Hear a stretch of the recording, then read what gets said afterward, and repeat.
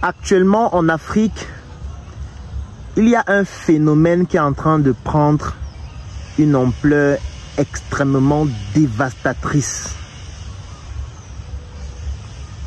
C'est le phénomène des mototaxis. Je sais que vous allez me dire que les mototaxis existent depuis longtemps, ce n'est pas quelque chose de nouveau. Mais il y a un danger imminent qui est en train de se produire et dont l'une des raisons, ce sont les mototaxis. Bien sûr, ce n'est pas la seule raison, mais dans cette vidéo, je voudrais parler de cette cause-là qui est en train d'entraîner des bouleversements économiques profonds. Avant d'expliquer, nous sommes d'accord que nous sommes dans un contexte en Afrique où le taux de chômage est très élevé, où les diplômés ont des difficultés à trouver des opportunités d'affaires décentes. Et certains jeunes, pour ne pas se retrouver en train de voler, en train de braquer, en train de plonger dans le banditisme, se retrouvent donc à pratiquer cette activité, à savoir le mototaxi. Bien sûr, il y a beaucoup d'autres travers, mais je ne pourrais pas parler d'une activité en mettant uniquement en avant les travers, parce que les travers existent dans pratiquement tous les domaines. Parce que oui, parmi les mototaximans, on a aussi des agresseurs, on a aussi des bandits, ainsi de suite. Mais j'estime que ça ne représente pas la majorité. C'est juste une exception dans ce métier improvisé qui découle parfois du manque d'opportunités offertes par nos différents États. Mais ce dont je veux parler dans cette vidéo, c'est l'impact que les mototaxis ont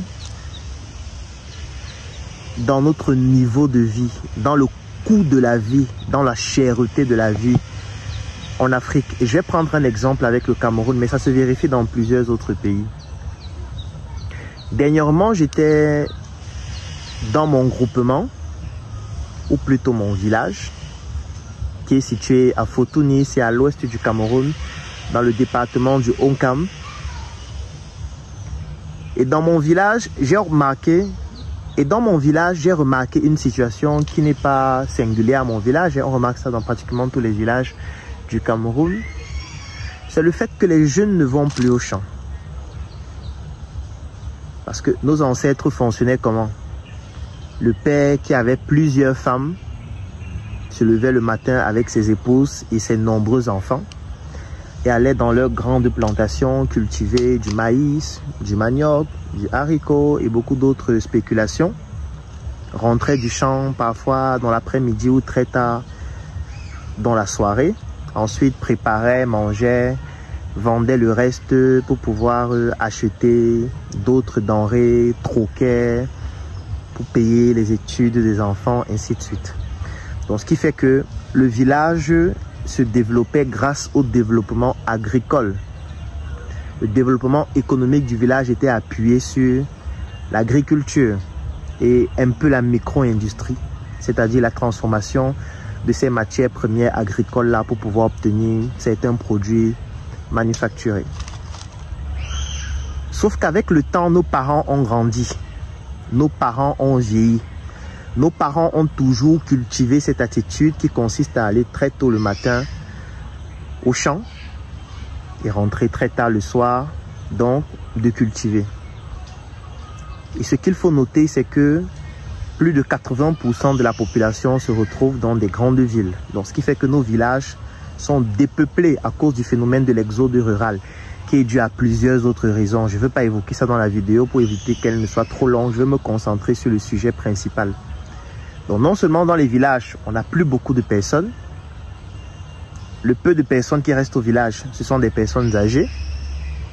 Sauf que ces personnes âgées-là se retrouvent donc avec très peu de jeunes qui, eux, ne partent plus au champ. Parce que ces jeunes estiment que le champ, ça perd du temps. Le champ, ça fait trop travailler. Il faut attendre trop longtemps pour gagner. Et comme il n'y a même pas facilement des accès à travers des routes et des infrastructures routières de manière globale pour pouvoir aller facilement au champ et ressortir avec ce qu'on a produit. Les jeunes ont donc trouvé une activité pour pallier à cela et cette activité, c'est le mototaxi. Donc quand vous arrivez dans des villages comme le mien, vous allez voir plusieurs jeunes qui pratiquent cette activité. Bien sûr, ça apporte beaucoup de bien au village parce qu'il n'y a pas de très bonnes routes. Il y a certains endroits qui ne sont pas accessibles en voiture, ainsi de suite. Donc ce qui fait que les motos permettent quand même de pouvoir se déplacer. Ça permet même parfois de faire sortir des produits des champs ou alors même de se rendre au champ dans certains endroits qui sont inaccessibles par la voiture. Donc, il y a des bénéfices à la moto. Mais il y a un autre danger. Le danger, c'est que les jeunes ne partent donc plus au champ. Et quand les jeunes ne partent plus au champ, ça veut dire que qui part au champ? Ce sont nos grands-mères et nos grands-pères qui partent au champ. Ça, c'est de 1. De 2, nos grands-pères et nos grands-mères partent au champ effectuer une culture qui est artisanale. Ça veut dire on utilise encore la roue, on utilise encore la machette. On défriche encore avec les mains parfois. On désherbe avec les mains. On fait tout de manière manuelle. Et non seulement c'est fait de manière artisanale, c'est fait par des personnes qui sont très vieilles. Ce qui fait en sorte que la capacité de production est très faible. La rapidité de production est très faible. Les coûts de production sont très élevés parce qu'il n'y a plus assez de jeunes pour travailler avec ces personnes âgées. Les jeunes font la moto parce que ça permet de gagner de l'argent rapidement. Lorsque tu prends ta moto le matin, le soir, tu es sûr que tu auras tes 5 000, tes 10 000, parfois plus en fonction de l'endroit où tu te trouves. Dès que tu as enlevé l'argent du carburant, tu as de l'argent le soir pour prendre une bière, pour coucher avec une fille, une prostituée, ainsi de suite. Donc du coup, les jeunes ne partent plus au champ. Sauf que la conséquence, elle est fatale. Nos parents partent au champ déjà très âgés, produisent dans des conditions très difficiles de manière artisanale parce que n'ayant même plus assez de force. La capacité de production est très faible, les coûts de production deviennent très élevés. Faire sortir les produits du champ devient très compliqué. Et lorsque le produit arrive donc sur les marchés, même au village, les produits commencent à coûter très cher à cause de ce phénomène. Comme je l'ai dit, ce n'est pas la seule raison. Parce que je vois déjà les gens en commentaire venir me dire « Donc vous voulez dire que ce sont les motos qui sont la cause ?» Non, ce n'est pas la seule raison, mais c'est l'une des raisons. Et je le dis depuis le début de la vidéo. Il y a plusieurs autres raisons, mais ça fait partie des raisons. Vous allez vous rendre compte que dans les villages, les produits commencent à coûter cher. La tomate qui coûtait par exemple moins cher dans certains villages commence à coûter cher. Les bâtons de manioc qui coûtaient moins cher dans certains villages commencent à coûter cher. Pratiquement tous les produits.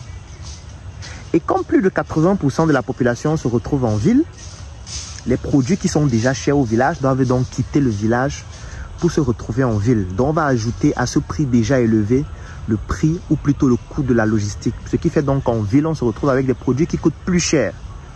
Quand les produits sont plus chers et se retrouvent en concurrence avec des produits importés qui parfois bénéficient des accords de partenariat économique qu'on a abrégé APE, parce qu'il y a certains produits qui viennent d'Occident qui ne payent pas la douane et qui se retrouvent donc à des coûts beaucoup plus faibles que ce qu'on produit chez nous, déjà à des coûts plus élevés. Donc ce qu'on produit chez nous, déjà la capacité de production est faible, les coûts sont trop élevés. Lorsqu'on ajoute la logistique et tout ce qu'il y a comme charge, ça fait en sorte que ça devient trop cher. Donc les mamans qui produisent, non seulement elles ne produisent pas beaucoup, ça coûte cher, elles ont des difficultés à écouler parce que les coûts sont plus élevés, elles sont obligées de vendre plus cher. Et elles sont en compétition avec des produits qui viennent d'Occident, qui sont moins chers, qui sont produits à l'échelle. Et du coup, ça fait en sorte que le coût de la vie devient plus élevé. Ça fait en sorte qu'on soit toujours obligé d'importer un peu plus, donc de rendre notre balance commerciale toujours déficitaire. Et les jeunes, de plus en plus, ne trouvant pas de travail, se lancent encore plus dans la moto, se lancent beaucoup moins dans les activités agricoles, ce qui aggrave encore le phénomène. Donc, ça crée comme une boucle qui ne fait que s'aggraver avec le temps. Et le problème, c'est parce que les jeunes aussi s'inspirent de leur modèle. Parce que tout le monde est un modèle, même si on ne veut pas le reconnaître. Les jeunes s'inspirent d'Internet aujourd'hui. Aujourd'hui, les jeunes regardent sur Internet. Il y a combien d'agriculteurs sur Internet qui est milliardaire et qui se vantent d'être milliardaires grâce à l'agriculture? Vous voyez qu'il n'y en a pas beaucoup, n'est-ce pas? Il y a combien de personnes sur Internet qui parlent d'agriculture et quand vous voyez ces personnes, vous sentez que vraiment grâce à l'agriculture, ces personnes en brisent comme on dit au Cameroun. Il n'y a pas suffisamment de valorisation de l'agriculture dans notre pays et même partout en Afrique. Et quand on ne valorise pas suffisamment un métier, ça fait en sorte que cela ne crée pas des vocations. Parce que pour créer des vocations, il faut valoriser le métier. Si on valorise l'agriculture, si on montre des personnes qui ont prospéré grâce à l'agriculture, qui se sont développés et qui en parlent avec fierté, ce qui va se passer, c'est que ça va créer des vocations. Ça va pousser les jeunes à comprendre que certainement, ça, c'est un secteur d'activité qui est intéressant. Mais qu'est-ce qu'on valorise sur Internet? Parce que parfois, je parle des influenceurs, je parle des gens qui ne partagent pas leurs connaissances sur Internet. Peut-être il y a des personnes qui font l'agriculture, qui s'en sortent vraiment, mais comme elles disent qu'elles veulent être discrètes, elles ne veulent pas être sur les réseaux, c'est pour les bavards comme Claudel, elles restent donc discrètes. Du coup, les jeunes n'ont pas pour modèle ceux qui explosent dans l'agriculture et qui s'en sortent vraiment. Ils ont pour modèle ceux qui tournent les fesses sur TikTok. Ils ont pour modèle ceux qui sont toujours dans les jets privés, mais on ne sait pas quand ils travaillent. Donc du coup, les jeunes veulent aussi trouver un moyen de gagner de l'argent facilement et ils ont trouvé dans la moto. Donc quand les jeunes s'inspirent de ceux qui sont sur Internet pour pouvoir se lancer dans des activités et se rendre compte que parmi ceux qui sont sur Internet, presque personne ne fait l'agriculture. Et même le peu de personnes qui parlent de l'agriculture, quand tu les vois, tu sens que ça ne donne vraiment pas parce qu'ils ressemblent à la misère. Tu as l'impression qu'ils représentent un programme humanitaire, il faudrait qu'on les sauve. Donc même quand ils parlent d'agriculture, tu as l'impression que c'est quelque chose qu'il ne faut pas faire. C'est parce qu'on a un souci de valorisation de certains métiers. Et du coup, le coût de la vie ne va faire qu'augmenter. Et ça, je vous épargne de l'inflation qui joue aussi un rôle important dans l'augmentation des coûts. Je vous épargne de toutes les contraintes internationales. Je vous épargne le coût du carburant qui augmente régulièrement, qui a un impact encore sur le coût du transport, qui aura un impact sur le coût des intrants qu'on utilise pour faire l'agriculture, qui aura un impact sur le coût des produits ou alors des outils de production. La machette est importée. Donc, si on augmente par exemple les coûts de logistique, de douane, ça veut dire que le coût de la machette va augmenter. Si la machette augmente de prix, ça va avoir un impact sur le coût de production. C'est fatal. C'est fatal. Ce phénomène est en train... Je ne parle pas des conséquences médicales. Parce que si je demande à quelqu'un qui fait la moto actuellement, est-ce que tu connais le numéro de 2 neurochirurgiens? Il ne veut pas te donner le nom de 2 neurochirurgiens où il consulte. Mais tous les jours, il est sur la moto sans casque. Il ne sait pas que s'il est victime d'un accident de la voie publique avec un traumatisme crânien sévère qui nécessite peut-être une opération, il aura besoin d'un neurochirurgien. Même si on prend l'argent qu'il a gagné pendant 6 mois ou toute l'année, peut-être ça ne pourra pas permettre d'effectuer une seule opération qui coûte parfois des millions et qui ne garantit même pas qu'après, tu ne vas pas mourir ou avoir des paralysies ou alors des morbidités juste après l'opération. Vous voyez des gens, ils n'ont pas de casque, ils n'ont pas de sécurité, ils n'ont rien du tout. Je ne suis pas en train de les accuser, c'est tout un système qu'il faut repenser. L'agriculture doit être valorisée. Si vous faites de l'agriculture, mettez-vous sur les réseaux sociaux, mettez-vous sur Internet. Si vous avez atteint un certain niveau sur le plan agricole ou sur le plan agro-industriel, valorisez votre métier parce que ça crée des vocations. Parce qu'en créant des vocations, vous inspirez d'autres personnes à se lancer dans l'activité aussi et à pouvoir supporter ce que vous êtes en train de faire. Parce que si vous ne créez pas des vocations, vous allez travailler avec qui demain quand tous les jeunes commencent à faire la moto, quand tout le monde part au Canada. Tu vas lancer ta grande exploitation agricole, tu vas vouloir recruter des jeunes avec qui travailler, tu vas payer combien? Quand tu vas leur dire, je vais te payer telle somme par jour, lui va calculer par rapport à la moto. Il va se rendre compte qu'avec la moto, il gagne 5 fois plus. Il ne va pas venir travailler dans ton champ. Tu vas travailler avec qui? Donc, vous qui avez des exploitations agricoles, vous qui faites dans l'agriculture, valorisez votre métier. Montrez qu'on peut s'en sortir en faisant l'agriculture. Il y a des gens qui s'en sortent déjà. Montrez-le, communiquez dessus, présentez ce que vous faites. Ne présentez pas seulement les réalisations, présentez le processus. Inspirez les jeunes. Parce que si vous ne le faites pas, on va tous subir. Les prix des produits deviennent plus chers. Tout le monde subit. Vous n'arrivez pas à trouver des personnes avec qui travailler, vous subissez aussi. Quand vous n'arrivez pas à trouver des personnes avec qui travailler, ceux qui veulent travailler vont coûter trop cher ou vont produire très lentement et les prix vont devenir plus élevés. On va encore tout subir.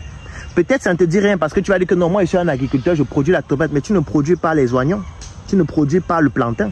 Donc pendant que peut-être ta tomate tu gères, mais tu vas acheter l'oignon cher, tu vas acheter le plantain cher. C'est pour ça que nous, avec nos marques SM et Njoka, nous avons décidé de valoriser nos produits manufacturés pour encourager aussi les producteurs sur le plan agricole. Pour leur dire, vous faites de très bons plantains, nous on est capable de valoriser ça pour créer une marque qui va aller compétir à travers le monde. Continuez de produire du plantain, nous on va valoriser ça. En valorisant notre produit Njoka, c'est une manière de valoriser toute la filière et la chaîne de valeur du plantain. En valorisant nos articles SM, c'est une manière de valoriser la production du coton, de valoriser les tisserands. de valoriser les stylistes, de valoriser les couturiers, de valoriser tous ceux qui sont dans la chaîne de valeur. Donc, il est indispensable qu'on puisse penser à valoriser nos métiers. Quand vous valorisez votre métier, vous inspirez des personnes à se lancer dans ce métier-là. Et quand vous inspirez un maximum de personnes, ça fait en sorte qu'une émulation va se créer. Et quand une émulation se crée, ça rend l'opportunité beaucoup plus accessible, ça réduit les coûts et ça permet qu'on en bénéficie du mieux qu'on peut. Durant cette année 2025, j'ai décidé de lancer un programme en discipline pour vous apprendre à être plus discipliné. Je vais laisser un lien dans la description de cette vidéo et en commentaire. Si vous souhaitez participer à ce programme, vous cliquez dessus. Et pendant 365 jours, nous allons travailler pour vous permettre d'être plus discipliné et de savoir mieux valoriser votre métier. À demain pour une nouvelle chronique.